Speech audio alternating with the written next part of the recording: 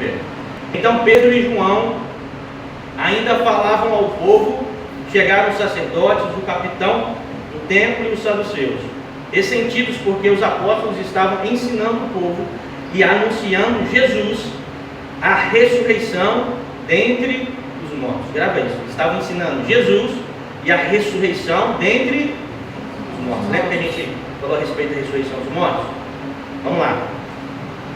E o texto, versículo 3. Prenderam Pedro e João e os recolheram ao cárcere até o dia seguinte, pois já era tarde. Porém, muitos dos que ouviam a palavra creram, subindo o número desses homens a quase 5.000 homens. No dia seguinte, as autoridades, os anciãos e os escribas se reuniram em Jerusalém com o sumo sacerdote Anás, com Caifás, João, Alexandre e todos os que eram da linhagem do sumo sacerdote. E colocando os apóstolos diante deles, perguntaram: com que poder ou em nome de quem vocês fizeram isso? Então Pedro, cheio do Espírito Santo, lhes disse: autoridades do povo e anciãos, visto que hoje somos interrogados a propósito do benefício feito a um homem enfermo e do modo como ele foi curado, saibam os senhores, todos e todo o povo de Israel, que em nome de Jesus Cristo, o Nazareno, a quem vocês crucificaram e a quem Deus ressuscitou dentre os mortos, sim, em seu nome é que este está curado na presença de vocês. Este Jesus é a pedra que vocês, os construtores, rejeitaram, mas ele veio a ser a pedra angular, e não a salvação em nenhum outro, porque debaixo do céu não existe nenhum outro nome dado entre os homens, qual importa que sejamos salvos.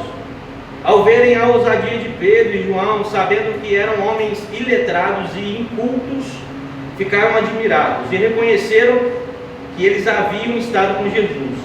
Vendo que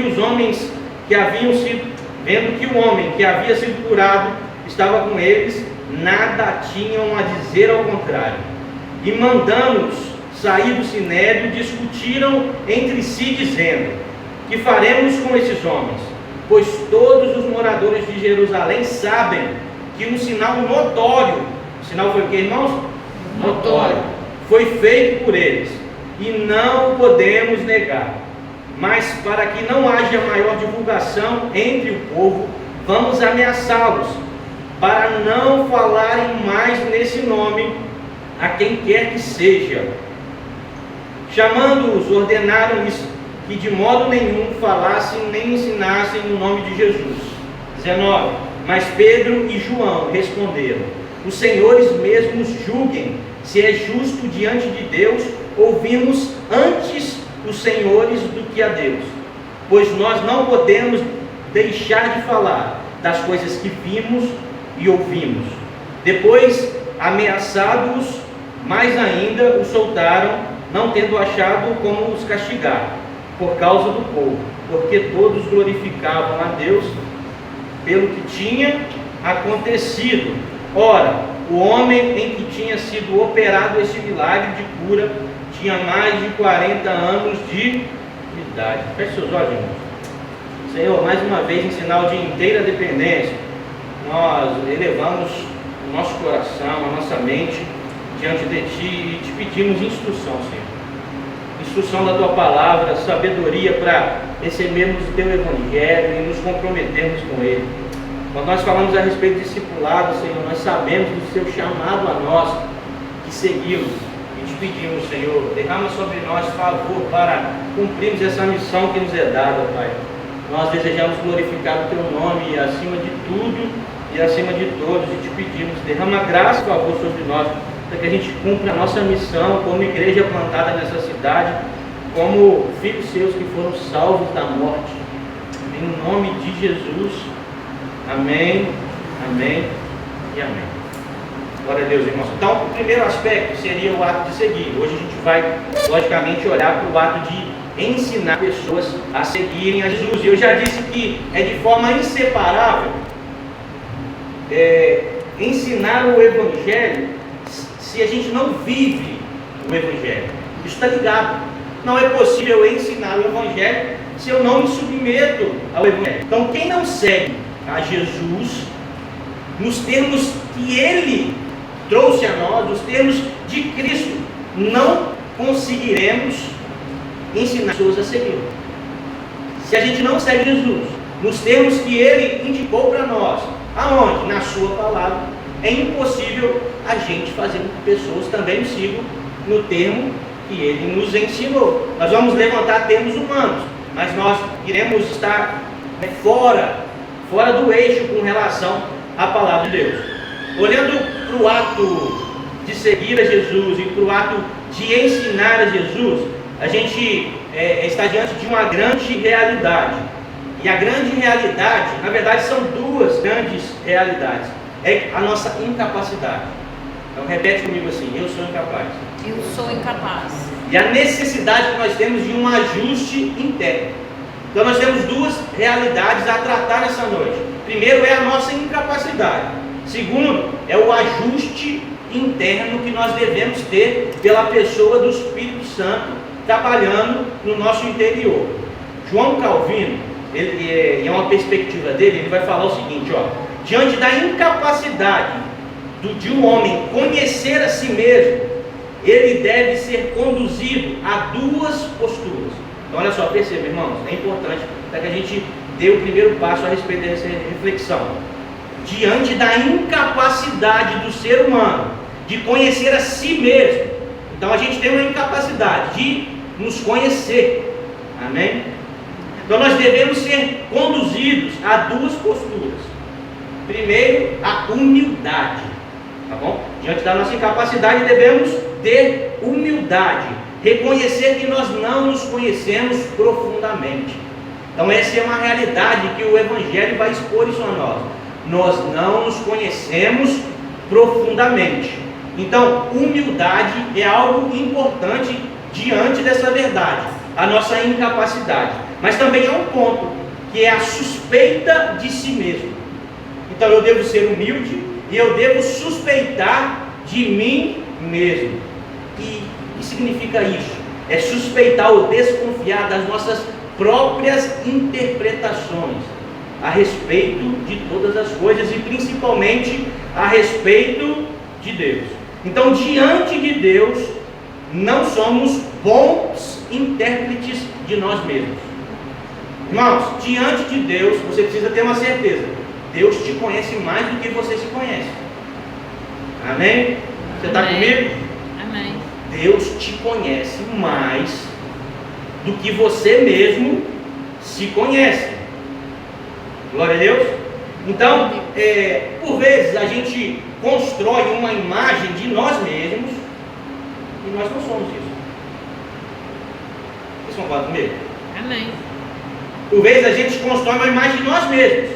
Eu penso a respeito de mim, mas eu não sou aquilo que eu penso ser. E na verdade, a gente precisa entender isso à luz do Evangelho, para que a gente cresça na questão do discipulado. Por quê? Porque se eu construo uma imagem a respeito de mim, e que eu não sou, e eu não desconfio de mim mesmo, daqui a pouco eu começo a confiar mais em mim do que em Deus. Está comigo, gente? Está Amém. todo mundo comigo? É devagarzinho que a gente vai construir isso. Porque se a gente construir uma imagem de nós mesmos, e isso está desconectado daquilo que nós somos, daqui a pouco você está confiando mais em você do que em Deus. E isso é um perigo grande. Então, a gente deve ter humildade e a gente deve, sim, olhar para nós, para ver se a gente está interpretando corretamente aquilo que nós somos. Amém? Glória a Deus. Porque se a gente interpreta até mal aquilo que nós somos, a gente começa a querer seguir Jesus de acordo com os nossos termos. A gente começa a ressignificar coisas que já têm sentido na palavra de Deus. Amém? Amém. Então existem coisas que são inegociáveis. A palavra de Deus é algo inegociável. E a gente começa a ressignificar amor. A gente começa a querer ressignificar família. A gente começa a querer ressignificar comprometimento. Você está comigo, irmão?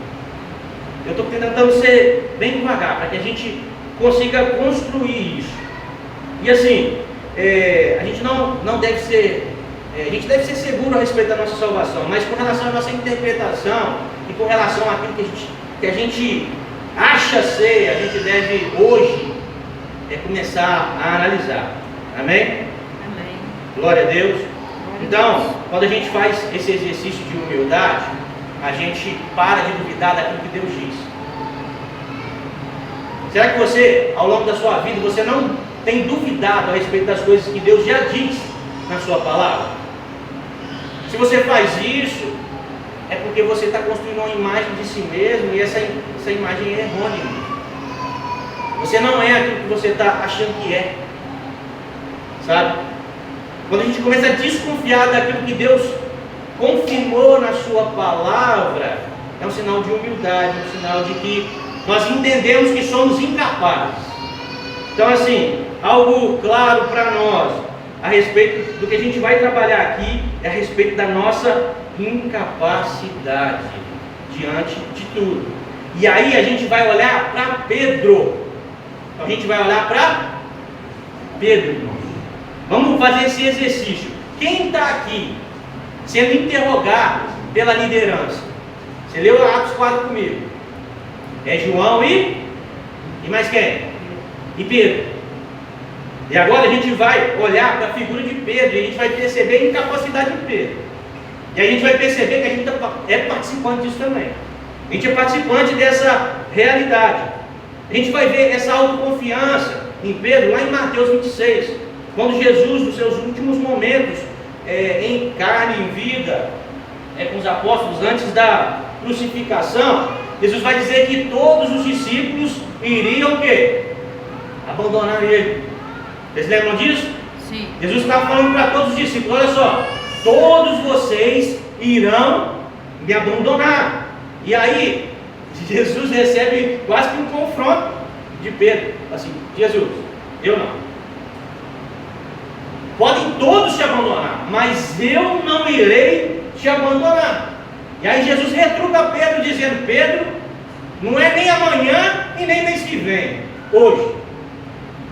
hoje mesmo você vai me negar. E aí Pedro, irmãos, ele é insistente demais, porque Pedro vai dizer: Senhor, ainda que eu morra, eu não te negarei. Eu não vou te abandonar como os outros. E aí, assim, a incapacidade de Pedro está escancarada. Quando a gente olha para Mateus 26, e assim, a realidade de Pedro, irmãos, é a minha realidade. A realidade de Pedro é a realidade de todos nós. Pedro não tinha consciência aqui a respeito do custo do discipulado. E assim, mediante ao entusiasmo do seu coração, Pedro acreditou que ele era algo que de fato não era. Ele era incapaz de sustentar aquilo que ele tinha afirmado. E vamos cá para nós, irmão. Por vezes a gente declara coisas que nós não somos capazes de sustentar. Não é verdade? Não é verdade, né? Amém. Só eu sou assim. Não. Por vezes a gente diz coisas que a gente, por a gente estar iludido com aquilo que nós somos. E assim, diante disso tudo, a gente, ao longo da Bíblia, do desenrolar do texto, a gente percebe a queda de Pedro. Jesus tinha dito que Pedro negaria. O que Pedro fez, irmãos? Pedro nega. E glória a Deus, irmãos. Glória a Deus. Porque existe recomeço para todos nós. Amém? Glória a Deus pela sua graça no fracasso. Porque nos resta uma coisa em todos os fracassos que a gente passa na vida. Sabe o que, irmãos? Recomeços. Amém? Amém. Mediante a fracassos na nossa vida, nós temos a possibilidade em Cristo Jesus de recomeçar, irmãos. Glória a Deus. Glória E a o Deus. custo do discipulado entender o custo, com consciência a respeito do discipulado, vai nos dar, né, uma consciência verdadeira a respeito de quem Cristo é. Mas também vai destruir a ilusão que a gente cria a respeito de nós mesmos e mostrar de fato quem nós somos. E assim, o principal evento que aponta para a nossa incapacidade é qual? É a cruz, irmãos. Você concorda para mim que o principal evento que aponta para a minha e a sua incapacidade é a cruz? Sabe por quê, meu irmão? Porque se você fosse bom o bastante, Jesus não precisaria morrer por mim e por você. Se nós fôssemos bons de forma suficiente, nós não dependeríamos da cruz de Cristo. A cruz de Cristo declara a nossa incapacidade. Amém? Amém. Perceba que Jesus, ele não valida a autoimagem que Pedro tinha de si mesmo. Pedro está falando, eu não nego. Jesus está dizendo, nega sim. Jesus, eu posso morrer, mas eu não vou negar. E aí Jesus está dizendo, ainda hoje, todos vocês irão me abandonar. Então a cruz revela essa incapacidade que nós temos e destrói a forma como nós às vezes criamos caricaturas a respeito de nós mesmos e a gente está se iludindo. A gente se ilude muito a respeito de nós mesmos. A gente cria um personagem maravilhoso a respeito de nós mesmos. E diante da cruz de Cristo, esse personagem tem que cair. A gente se acha bom demais. A gente não precisa de arrependimento. A gente se acha maravilhoso por não precisar de ninguém ou não depender de ninguém. Mas a cruz de Cristo declara em alto e bom som a nossa incapacidade. Todos nós somos incapazes e dependemos da graça de Jesus. Amém?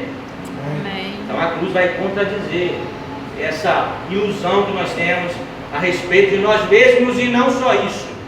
A cruz de Cristo também é um lugar que, quando somos confrontados, existe transformação. Glória Amém? a Deus. É um lugar de transformação, é um lugar de recomeços. E quando, irmãos, nós nos deparamos com uma mensagem onde isso pode até trazer de forma dolorosa ao nosso coração, a nossa condição, porque, poxa, você está dizendo que eu sou incapaz? Sim. Ah, isso dói, isso mexe comigo. Isso é necessário, irmãos. Essa é a mensagem ofensiva do Evangelho.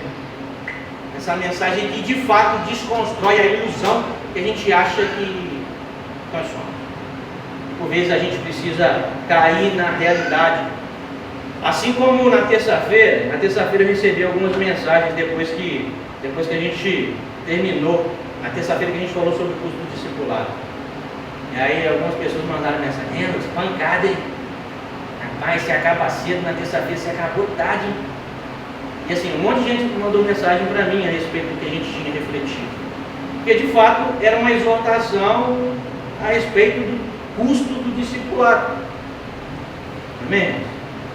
E não é diferente quando a gente fala a respeito também do ato de ensinar pessoas. A gente deve perceber à luz da cruz quem nós somos e entender que para ensinar pessoas a seguirem a Jesus, a gente precisa entender a nossa incapacidade, quem de fato nós somos.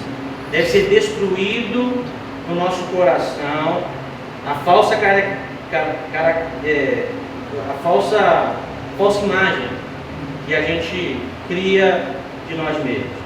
Então, olha só, quem não vive o Evangelho não pode ensinar de forma nenhuma o Evangelho.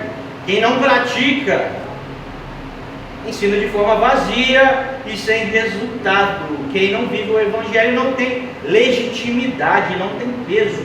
São palavras sem vida. E aí a gente percebe que o discipulado de fato tem custo. Irmãos, eu estou falando de quê? De custo.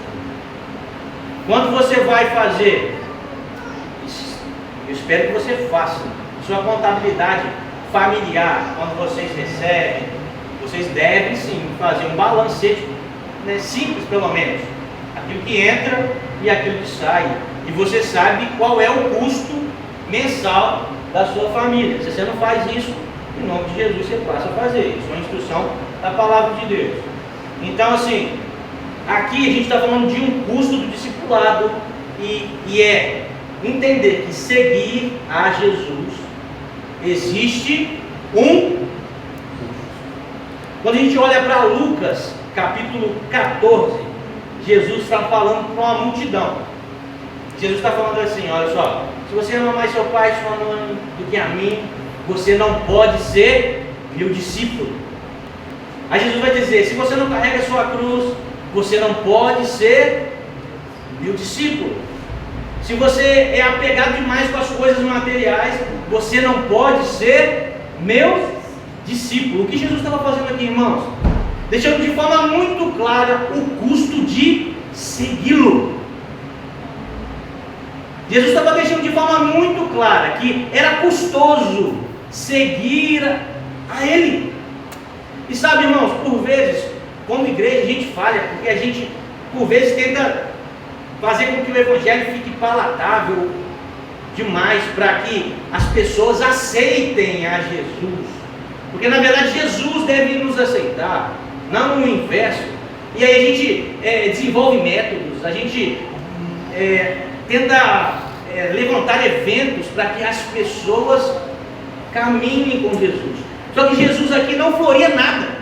Jesus, diante de uma multidão, ele se preocupava com ela. Ele está falando o seguinte: se você ama mais seu pai e sua mãe mais do que a mim, você não pode ser meu discípulo.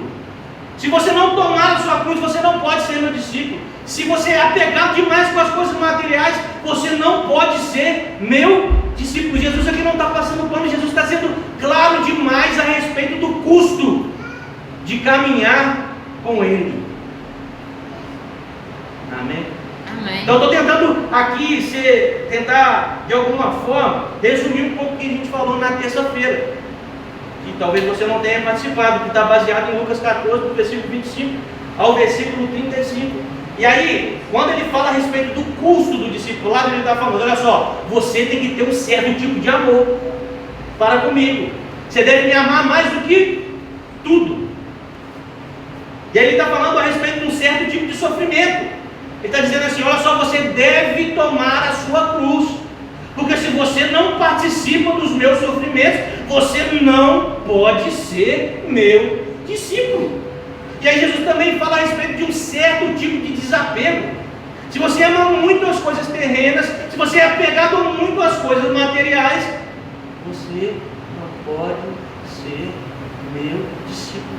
Uma frase repetida 3 vezes diante de uma multidão. Jesus se preocupando com a multidão, pregando a sua boa nova, o Evangelho, está falando: siga-me. Mas para me seguir, são esses os termos. Irmãos, muita gente está tentando seguir a Jesus de acordo com os termos que nós idealizamos, mas nós só seguimos a Jesus mediante os termos que Ele idealizou, porque senão nós não podemos ser discípulos de Jesus. E aí ele vai contrastar um pouco a multidão, porque ele vai dizer assim: olha só, e a multidão, irmãos, ela aponta para uma massa cinzenta. Uma multidão não tem rosto, uma multidão não tem identidade, uma multidão não tem nome, uma multidão é uma multidão. E aí Jesus está falando para a multidão a respeito do discipulado, está convidando a multidão: siga-me, mas para me seguir tem os meus termos. Jesus se preocupava com a multidão, e tendo essa figura da multidão como essa massa cinzenta, sem nome, sem cara, sem rosto, aponta para que o discipulado de Jesus precisa haver comprometimento. Se na multidão não existe nome, o discípulo de Jesus tem nome. Se não tem como identificar, dar uma identidade à multidão, o discípulo de Jesus, ele tem identidade porque ele se compromete. No discípulo de Jesus há comprometimento. Sem compromisso não pode ser meu discípulo. Sem identidade não pode ser o meu discípulo. E de forma prática, o que seria isso hoje na vida de uma igreja local? É participar da vida da igreja visível. Sabe, eu estou aqui, mas eu não estou. Sabe quando você vem para cá com esse sentimento? Olha só, eu estou aqui, mas eu não quero me envolver. Eu estou aqui, mas eu não estou. Finge que não me vê, porque eu não desejo abrir o meu coração para esse tal de Jesus ou para me submeter a esse evangelho. A falta de comprometimento é tentar encaixar Jesus na nossa agenda, quando a gente deve dar um bico na nossa agenda e mergulhar na agenda de Jesus. O discipulado é custoso nesse sentido, irmão. Amém? Amém. Então, assim, Jesus não esconde o custo do discipulado. Então, a gente, quando prega o evangelho, também não deve florear aquilo que não tem flor. Embora também a gente não deve ofender mais do que o evangelho já nos ofende a respeito da nossa incapacidade. Glória a Deus. Glória a Deus. Então, isso é seguir a Jesus. E sendo discípulo de Jesus, eu ensino pessoas a seguir. E aí, diante da sua incapacidade, você deve aí fazer uma autoanálise de você e entender: eu sou discípulo. Eu tenho um certo tipo de amor. Eu tenho um certo tipo de compromisso.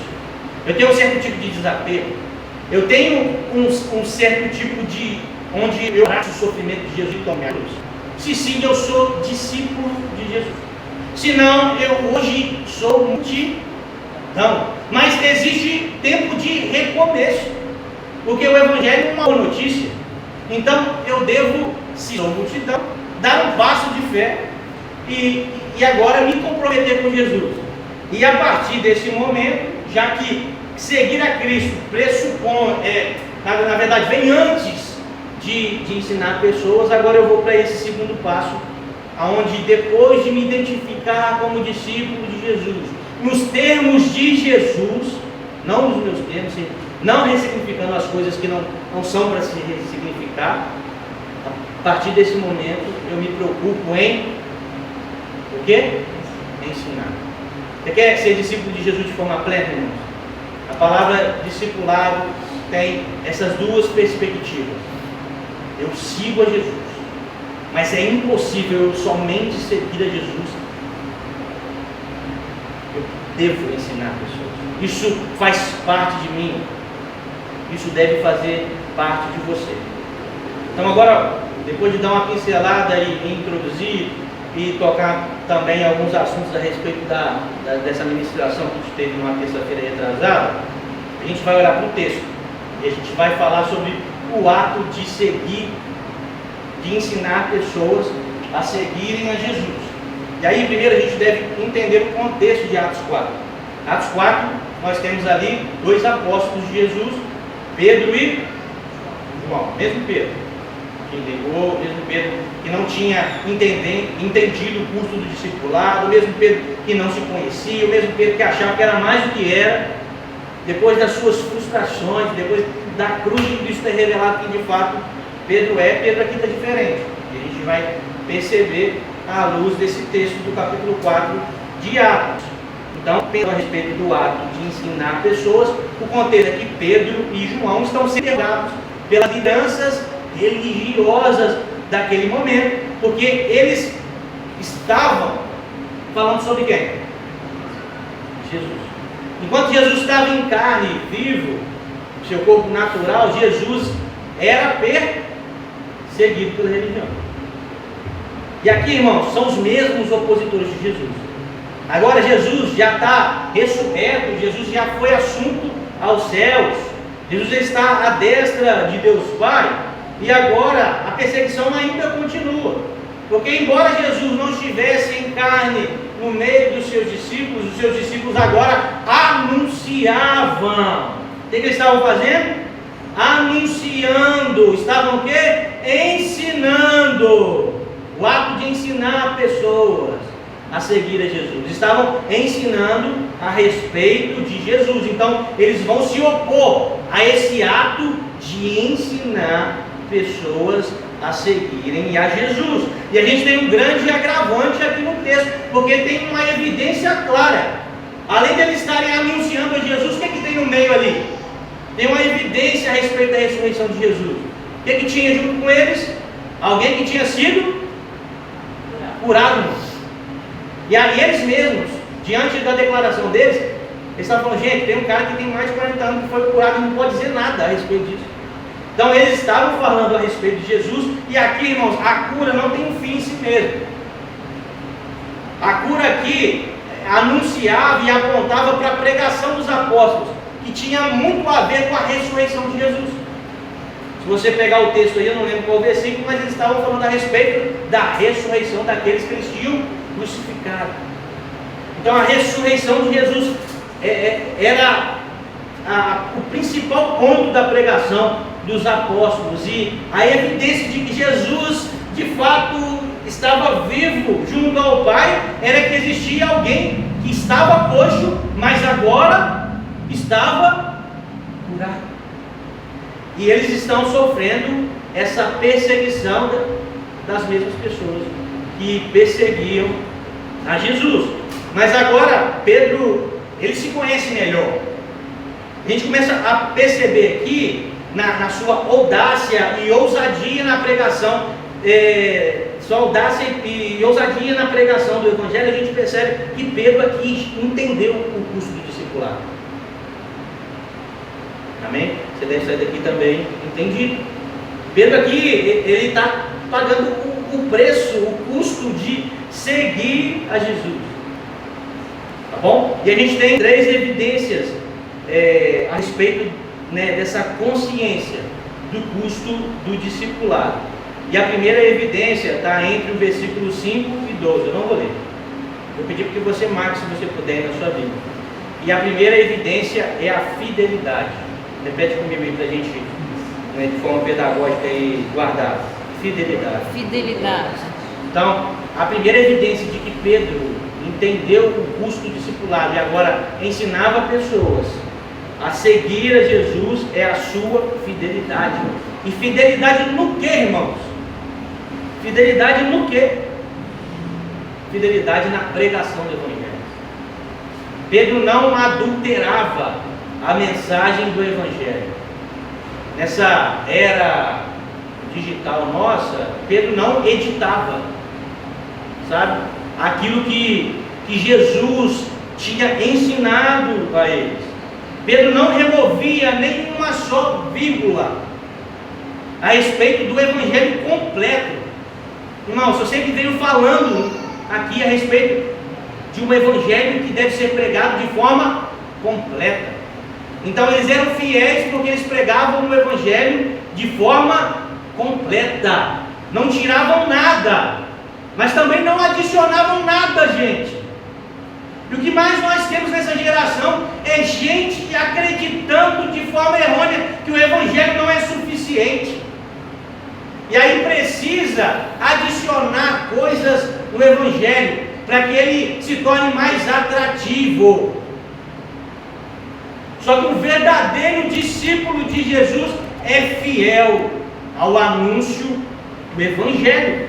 Não remove, mas também não adiciona nada. Não torna a mensagem mais ofensiva, mas também não suaviza a mensagem. Essa é a fidelidade que Pedro agora pregando, a gente pode perceber.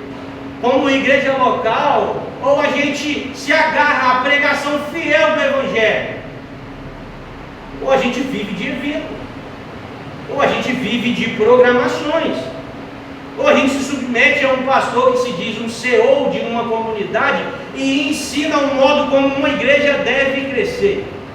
Porque se você abrir o Instagram, o que mais tem é isso. Ou a gente confia nesse tipo de tolice, ou a gente se submete à verdade do Evangelho, se agarra na palavra entendendo que o Evangelho é suficiente. Então, irmãos, para um discípulo de Jesus, no ato de ensinar, precisa haver fidelidade. Não deve haver no nosso coração a incredulidade de que o Evangelho não é suficiente, então vamos adicionar aqui uma coisinha. Vamos adicionar outra coisinha aqui. O que é fidelidade na pregação do Evangelho, irmãos? É falar em línguas, é rodopiar, é ter cara de crente, é falar manso.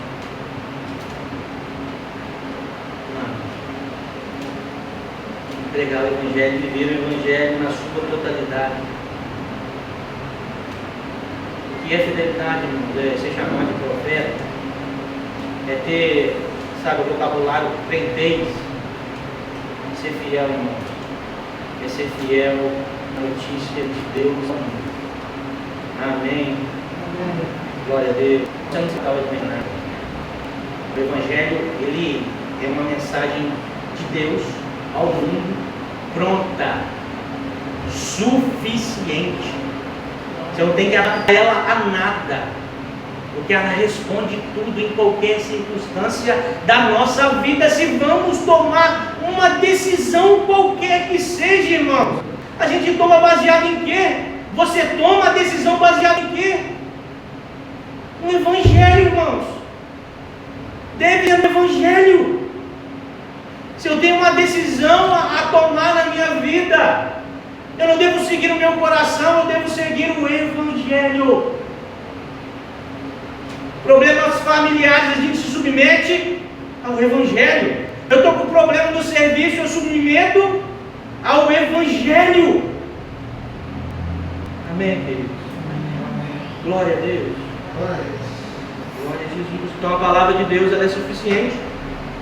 E um discípulo verdadeiro de Jesus, que entendeu o custo do discipulado, ensina pessoas de forma fiel, assim como Pedro aqui ensinava os mesmos opositores que perseguiam Jesus e ele, quando negou a Cristo. Está percebendo? Esse Pedro já tinha entendido que de fato ele era incapaz, mas agora submetido ao Espírito Santo, ao poder do Espírito Santo, e agarrando de forma fiel ao Evangelho. Ele é um homem de coragem, irmão. Porque o segundo evidência é a coragem, irmão. Um discípulo de Jesus, ele tem coragem. Amém? Ele ensina com coragem. Pedro aqui, ele tinha, na altura do capítulo 4, ele já tinha anunciado o Evangelho e muitas pessoas já haviam sido salvas. O texto vai dizer que agora eram cerca de 5.000 pessoas que tinham sido salvas pela pregação de uma pessoa iletrada, de uma pessoa inculta.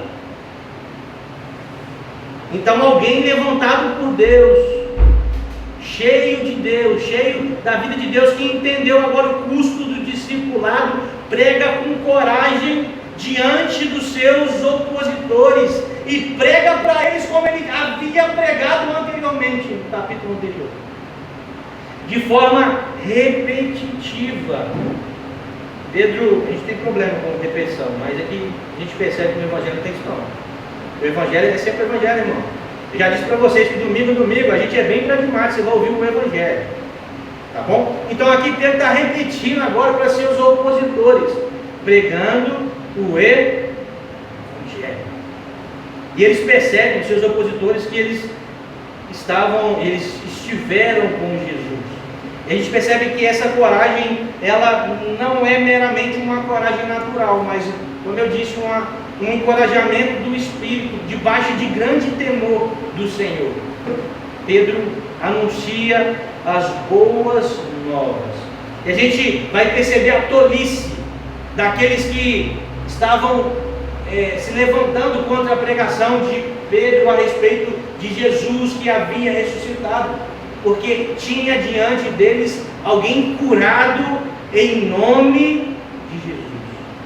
Mas a dureza do coração daqueles homens fizeram com que eles rejeitassem a palavra. Então o discípulo de Jesus, além de fidelidade, deve ter coragem diante de qualquer circunstância. Não nos deve faltar coragem.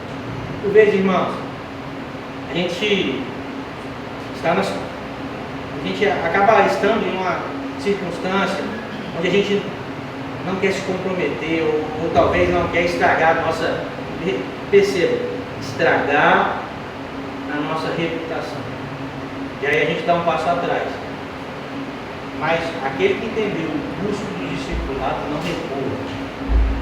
É com coragem que ele anuncia o Evangelho de forma completa e equilibrada. Não é o achismo, mas é anunciar aquilo que a mensagem de Deus ao mundo. Amém? Que você seja fiel, que você seja corajoso. Amém? Um outro ponto, e a terceira evidência, e a última evidência para que a gente feche a reflexão, é a obediência. Fidelidade, a primeira, coragem, e agora obediência. Pede comigo agora, obediência. Obediência custando aquilo que ela custar. Não importa o que a obediência custe. O discípulo de Jesus, ele é obediente. Até porque, irmãos, ser desobediente a Deus custa caro.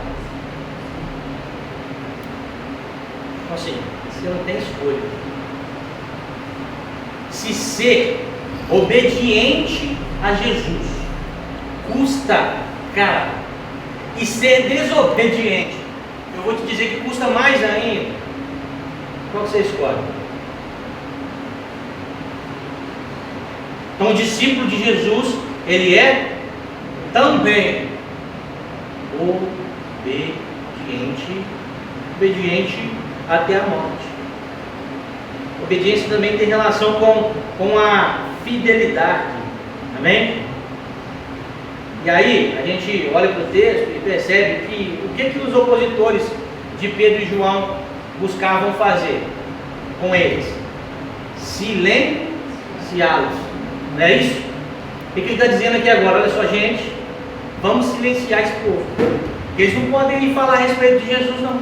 Eles precisam ser urgentemente silenciados, porque está todo mundo em Jerusalém já crendo nesse Jesus que eles estão falando que ressuscitou. Então, de forma rápida, a gente precisa silenciar.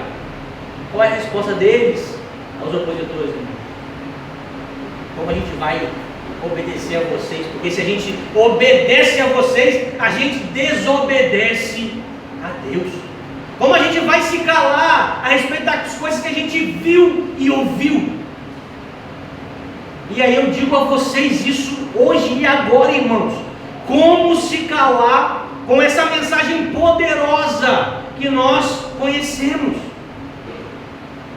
Os discípulos estão dizendo, João e Pedro, como a gente vai se calar a respeito das coisas que a gente viu e ouviu? Então nos resta obedecer, porque se a gente te obedece, a gente desobedece a Deus, e entre desobedecer a Deus e te obedecer, não vai sobrar. Assim, na nossa vida, irmãos, na aplicação prática, quando algo nos pressiona para que a gente tome uma decisão, e assim, a gente tem a pessoa do Espírito Santo habitando em nós, e talvez a pressão que nós estamos tomando é para que a gente desobedeça a Deus. Qual é a nossa decisão? Obediência a todo custo? Ou Senhor, abre uma exceção para mim, agora eu vou ser desobediente. Está entendendo, meu irmão? O que eu estou dizendo? Sabe, irmãos, ao longo da nossa vida, dos nossos dias, a gente é pressionado por vezes a desobedecer a Deus de forma assim, sutil. Às vezes não tem ninguém vendo, mas Deus vê tudo, nada fica escondido.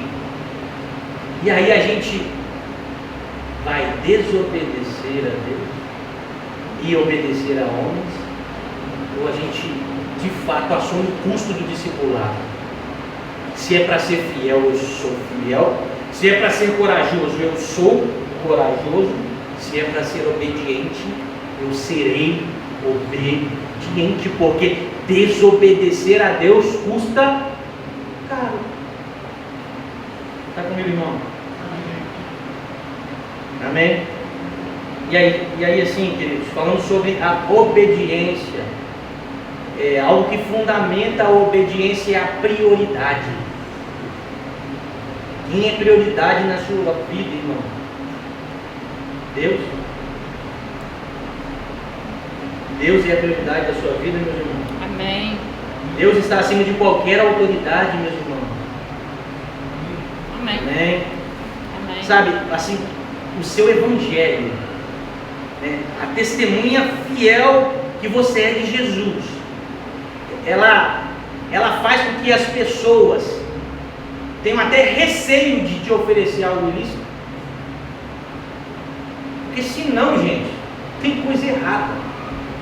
E aí me faz lembrar daquelas frases de Jesus que perturbam a mente. Você não pode ser o meu discípulo. Você não pode ser o meu discípulo. Você não pode ser o meu discípulo. Será que te oferecem de forma fácil demais, sabe, uma bandeja de desobediência a Deus? Porque o seu testemunho,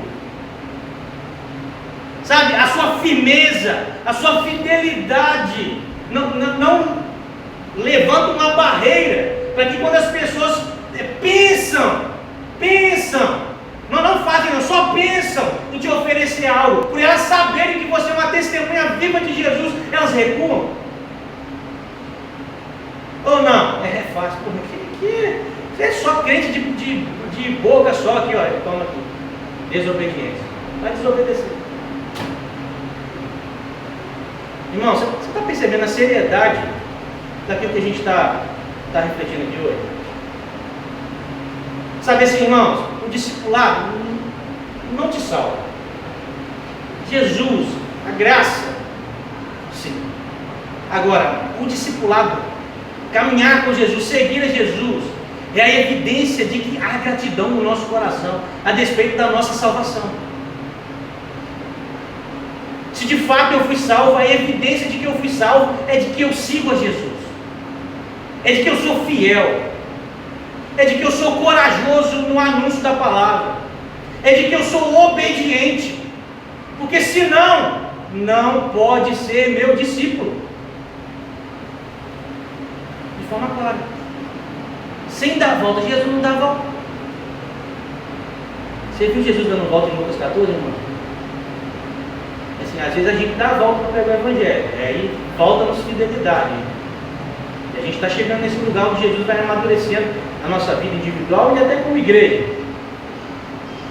Mas obediência, Jesus cobra de nós. Ele não nos quer sacrifício, Ele nos quer obediência. Porque tudo é de Deus.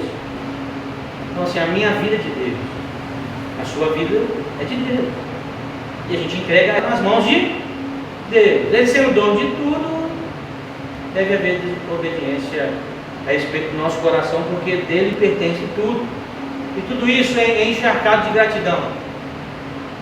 Ser obediente, ter coragem, ser fiel à mensagem, sem adulterar, sem adicionar, sem tentar reduzir, sem dar voltas. Tudo isso deve ser encharcado de gratidão. Amém?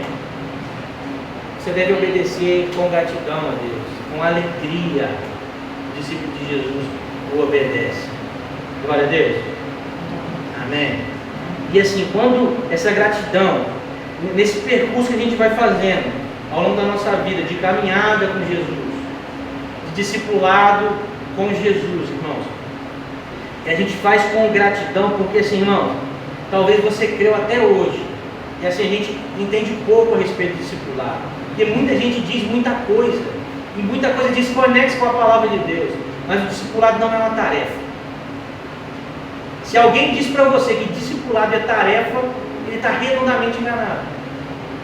O discipulado de Jesus não é uma tarefa. O discipulado de Jesus também não é uma agenda e um dia que você tem aí, sabe? Para se reunir e ser discipulado. O discipulado de Jesus não é isso.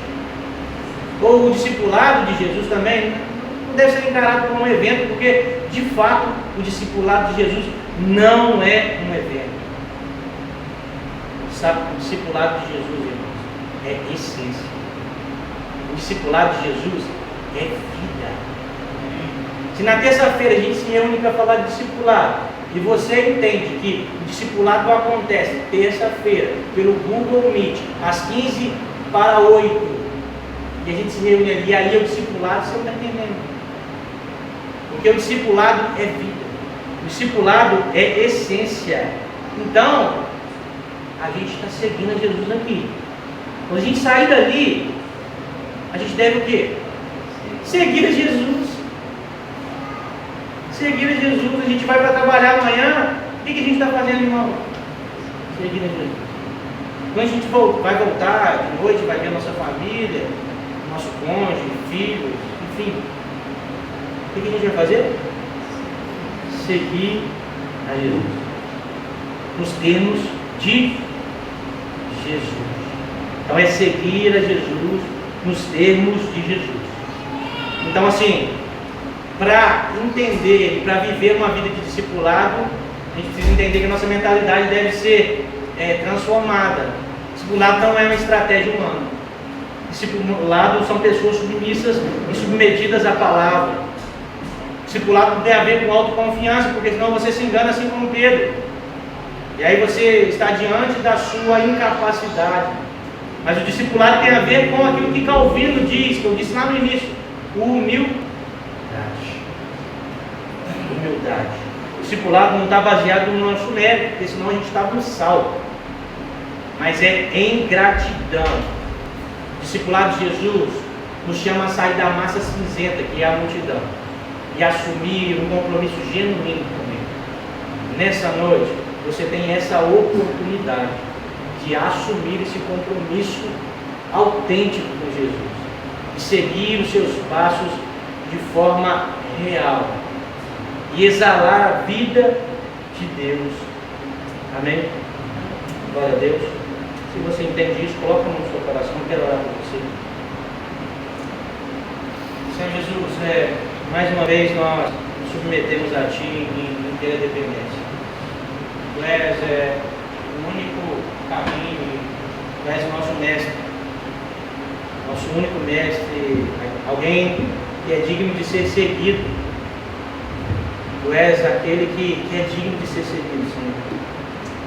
E, Pai, diante da responsabilidade de te seguir e de ensinar pessoas a te seguirem, eu te peço, Pai, nessa noite, derrama sobre a sua igreja, por favor, Pai, para que, diante da realidade de quem nós somos, a gente não endureça o nosso coração, mas a gente se arrependa, Senhor. A gente se arrependa e recomece, Senhor Jesus. Recomece e olhando somente para Ti, para mais ninguém, e te siga, Jesus. Te siga em verdade, em compromisso, em fidelidade, em coragem, em obediência, Pai. Pai, nós somos pecadores que carecemos da Sua glória, carecemos, Senhor. Nós te pedimos, ó Pai, derrama sobre nós esse favor, derrama sobre nós esse favor e nos guia segundo os Seus caminhos, ó Pai, que sejamos discipulados por Ti e isso seja real e tangível na nossa vida, Pai. Que a gente saia por essas portas na incumbência de ensinar pessoas a te seguir. Senhor, Fortalece como igreja o nosso testemunho, Senhor. Pai, em nome de Jesus, perdoa se por vezes o nosso mau testemunho tem ferido o Senhor, e te pedimos, ó Pai, em nome de Jesus, levanta-nos como discípulos sadios que te seguem e se comprometem em ensinar pessoas a te seguir. Nós te damos glória e honra. Muito obrigado por esse culto, Senhor, que foi prestado a Ti, e estamos em torno da Sua presença nesse momento, como igreja, como família espiritual, como Teu corpo. Guia-nos, Senhor, guia-nos. Essa é a minha oração repetitiva, Senhor. Guia-nos, Senhor, guia-nos. Não nos deixa que a gente se distraia pelo caminho, Pai, e olhe para outro alguém. Em nome de Jesus.